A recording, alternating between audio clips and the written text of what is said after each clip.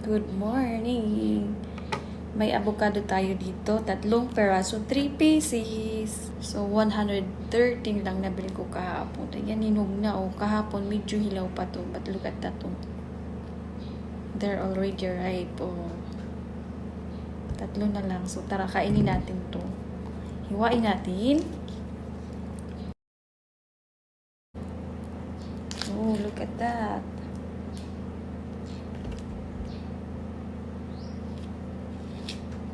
Oh, napaka-pretty sa ano. White touch sa mga besh, oh. Pakita ko sa inyo, wait lang. Dumikit lang yung ano niya. Diba? Ang ganda. Tapos, lagyan natin ng we're gonna put some milk. Powder and fresh milk. Hindi ko mauubos kung dalawa yung kakainin natin. So, isa lang yung kakainin natin. Later na lang ulit yung dalawa kapag gutom na tayo. Ganyan na.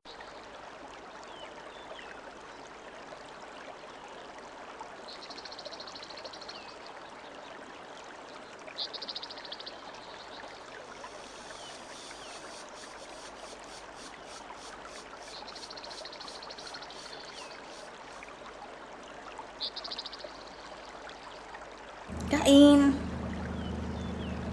Ito yung avocado natin nung napakita ko na.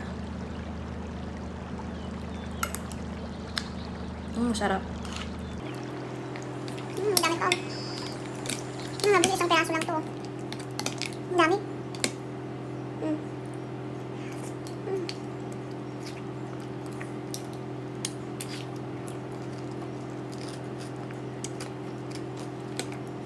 Kinain ko na rin pati yung yelo.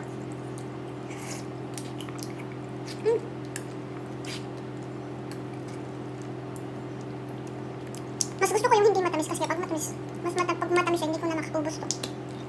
Mas gusto ko yung walang sugar. It depends naman kung ano yung gusto mo, kung prefer mo yung matamis o hindi ito.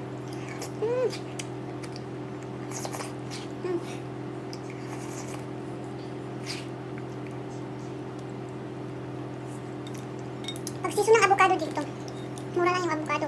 113 lang, kahapon nabili ko, 4 pieces na siya. Nakipapati oh.